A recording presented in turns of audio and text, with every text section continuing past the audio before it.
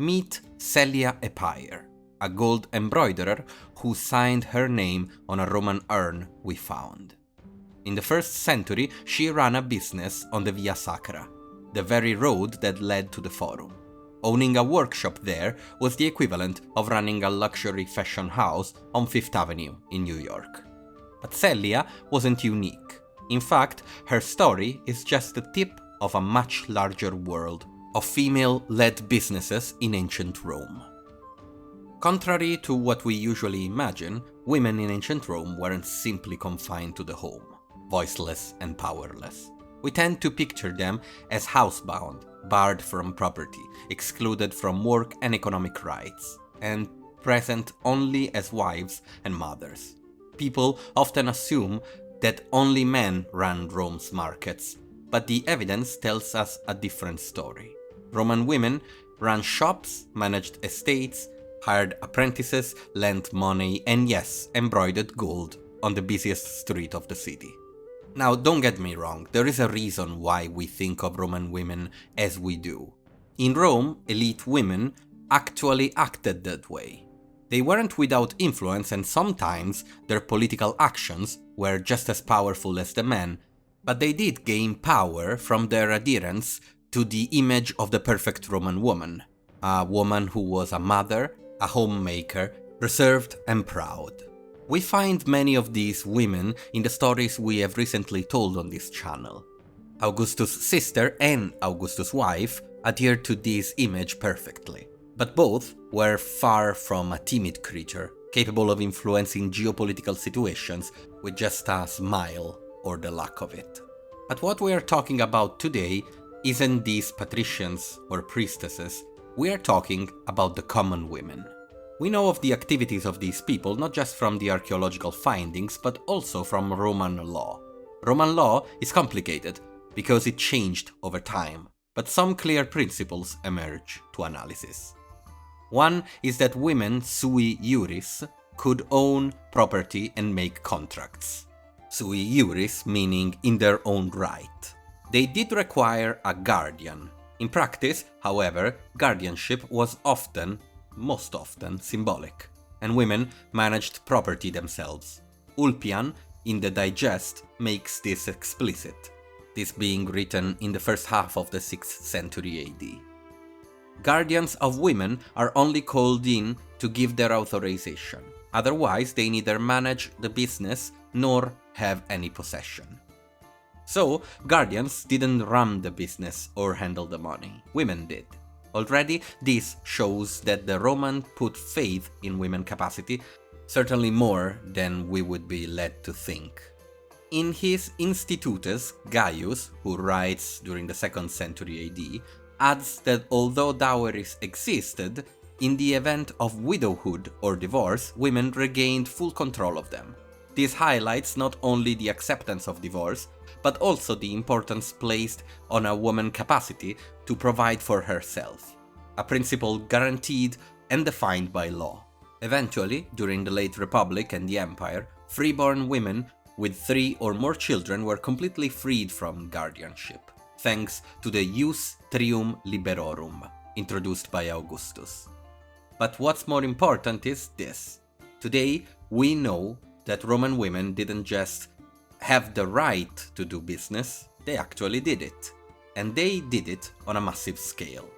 Writers like Juvenal and Martial mocked female entrepreneurs precisely because they were so visible. Think about it, if you're making satire, or if you're making fun of something, you need people to know and recognize what you are making fun of. So for us, when we analyze history, a negative becomes a positive. Juvenal complains, even if she put on a modest face, she still sets up her own stall, hires columns and puts up her trading sign, selling whatever she likes. Martial sneers, here the owner isn't a man but a woman. I warn you, run away. The archaeological record confirms how common women-led businesses were. Hundreds of funerary inscriptions proudly mention a women's trade. Claudia Egeta, a wool worker, lived 25 years. Sentia Amarantis, wine seller. Nevia Clara, physician. Notice that these epitaphs often omit mention of husbands, children, or freed status. The profession alone defined their identity, and these examples aren't limited to the capital. We find them across Italy and the provinces. Women working and being publicly remembered for their craft wasn't a rare exception, it was a common fact across the empire. The same is true of graffiti, paintings, and amphora inscriptions. Cities at the time were covered in tituli picti, painted signs and graffiti functioning as business ads. These show women involvement in laundries, taverns, food and drink shops, luxury goods, and even more. In Pompeii, colorful wall ads promoted cloth cleaner workshops. One proudly linked a laundry reputation to the family of Eumachia, a wealthy public priestess, showing how a respectable woman could be attached to a trade often associated with slaves and freed people. Some even engaged in proto-branding, promising whiter-than-white results. Another striking example is a tavern graffiti recording the name Asellina, the owner, along with the freedwomen who worked with her, Egle, Maria, and Smirina. It is a rare glimpse into an all-female business team, and the important thing is that they wanted everyone to know. That's why they left the graffiti. These are just a few cases, but hundreds more exist. Women weren't confined to stereotypical trades, they were present in virtually every sector. Some even worked as moneylenders. Inscriptions proudly called them feneratrices. Pliny the Younger mentions women lending money on interest in Bithynia, treating it as normal. Papyri from Egypt record female creditors making loans secured by land, slaves, or property. Women weren't marginal in finance, they were a big part of it. Moving on from money, many women specialized in luxury goods, silk, gold embroidery, fine garments. These trades required capital, networks, and access to elite patronage, but they could make women wealthy and renowned. And with this, we go back to our first case, Celia Epire. Her urn identifies her as Celia Epire de Sacra Via Aurivestrix. Literally, Celia Epire, gold embroiderer from the Via Sacra. Now, I've already said how important the Via Sacra was. It was the central road of Rome moving to the Roman Forum. Just being allowed to exist in such a street, at the center of the ancient world, implied that she was known, accepted, and had a good reputation. Now, an aurivestrix wasn't just a tailor. She embroidered garments with gold thread, producing elite fashion and ritual dresses. Most artisans remained anonymous, but Celia signed her work. She wanted us to know. I, Celia Epire, made this. In a world where women are often assumed invisible, she stamped her presence at the very heart of Rome. Luxury crafts, however, were only part of a much larger industry that was dominated by women. Textiles, a trade tied not only to profit but to Roman cultural ideas of femininity. From spinning wool at home to running workshops, producing dyed fabrics and embroidery, women oversaw every stage of production.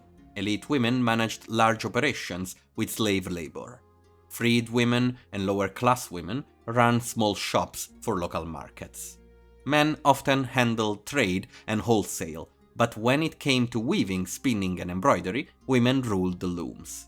And far from being dismissed, these skills were praised and signs of virtue. Pliny the Elder observed, "Women spin wool and learn to dye it, with such diligence that it is neither difficult nor shameful." Martial echoed, "The hard-working hands of a girl at wool deserve praise at home." Weaving was more than work, it was a cultural idea, a symbol of diligence, respectability, and even prestige, tying the domestic virtue of spinning to the commercial success of cloth production. And now we enter a controversial part, at least in some ages of humanity: the presence of women in the profession of medicine. Funerary inscriptions across the empire proudly identify women as medicae, physicians, and obstetrices, midwives. Many specialized in women's health, childbirth, and remedies, while others practiced general medicine. Now, there were limits. Performing surgery on men was frowned upon. Satirists like Juvenal mocked female doctors, especially when they treated men. Here's an example from his work. There she sits, surrounded by a great crowd, her chair creaking under the feet of learned men, spouting medical lectures to them all. For what man could endure a woman as his doctor, learned she is, and unbearable. Not very nice, but again, satire means existence. No Roman law directly banned women from treating men, but respectability dictated that women should mainly treat women, since treating men risked gossip about, well, impropriety. Finally, businesses could do more than provide a living. It could elevate families. In some cases, women, management, and wealth reshaped their lineage. Eumachia in Pompeii inherited wealth, ran workshops, and was so successful that she founded a large public building, still bearing her name. Domitia Lucilla, mother of Marcus Aurelius, invested in brickworks and finance, amplifying her family fortunes and helping pave the way for her son's rise to the throne. Even freedwomen, like Livia Urbana, commissioned tombs that proudly displayed her trade. So economic success wasn't just about survival, it was a path to public honor and lasting legacy. It was upward mobility, a road that could be taken by both men and women in the arena of the market.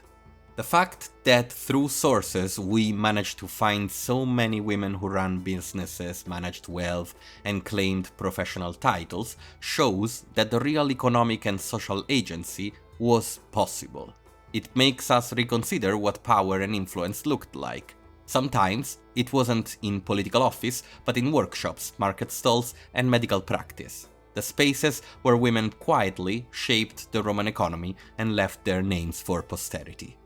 History often focuses on the Senate and its politics, on the great generals and their drama. I do too, personally. But women's impact, subtle yet persuasive, was written not on marble walls, but in streets, shops, and tombs. So, Eumachia, Celia Epire, Claudia Ageta, and other names were just heard by someone watching a YouTube video thousands of years after their life.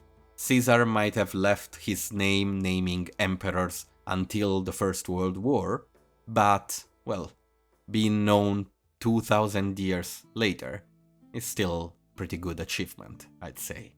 If you'd like me to go over something specific, like, I don't know, the marketing we have talked about on the walls of Pompeii, let me know in the comments. Like, subscribe, and I'll see you later. Have a good one.